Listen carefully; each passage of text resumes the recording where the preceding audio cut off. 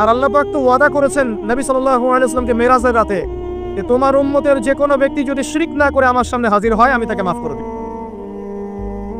একটা হাদিসে কুদসির মধ্যে এটাও আছে, হে আদম সন্তান, তুমি যদি আসমান এবং জমিনের সমপরিমাণ গুনাহ নিয়ে আমার সামনে দাঁড়াও কিন্তু আমার সাথে কাউকে শরীক করনি, তাহলে আমি আল্লাহ তোমার সামনে আসমান জমিন সমান ক্ষমা নিয়ে দাঁড়াবো।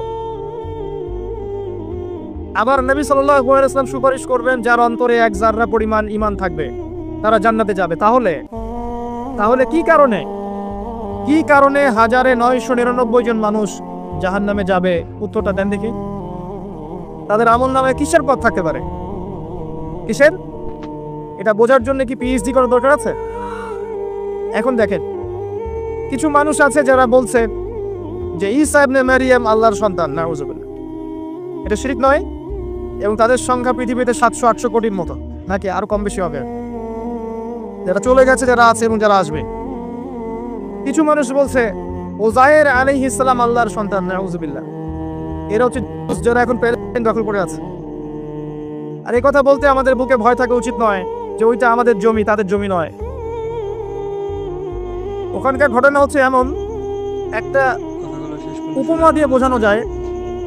মনে করেন আপনি আপনার ঘরে বসে আছেন, আপনার দরজায় একজন মেহমান এসেছে।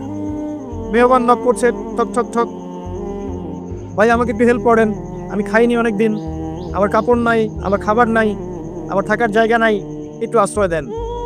আপনি মাশাআল্লাহ মুসলিম, দয়া পরবশ হয়ে দরজা খুলে দিলেন, তাকে ড্রয়িং রুমে বসালেন, সুন্দর করে খাওয়ালেন, কাপড় দিলেন, রেস্ট করার জায়গা দিলেন।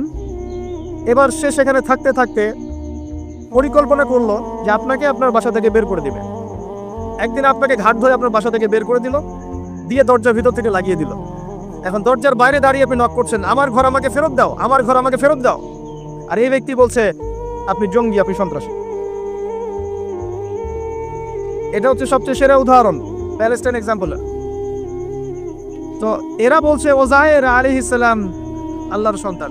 একটা কথা আমি বলি, হতাশ হবেন না। ফেরাউন তার দলবল নিয়ে যখন লোহিত সাগরে ধাওয়া করছিল মুসা আলাইহিস সালামকে, আল্লাহ পাক কি করেছেন? আল্লাহ পাক সব সৈন্যকে আগে লোহিত সাগরে এনেছেন, আনার পরে মুসা আলাইহিস সালামকে পার করে দিয়েছেন।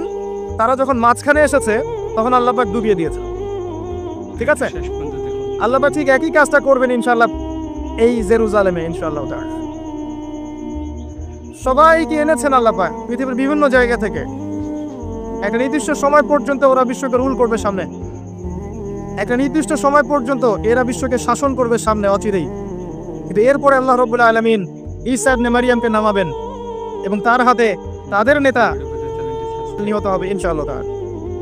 এবং পুরো কমিউনিটি একসাথে কোলাপস করে যাবে, পৃথিবী থেকে এদের নাম অস্তিত্ব মুছে যাবে ইনশাআল্লাহ। আল্লাহ পাক ওই লোহিত সাগরের সুন্নাহ এখানে অ্যাপ্লাই করবেন ইনশাআল্লাহ। আল্লাহ পাক এই কারণে একত্রিত করেছেন। আসসালামু আলাইকুম। ভিডিওটি ভালো লাগলে চ্যানেলটি সাবস্ক্রাইব করুন।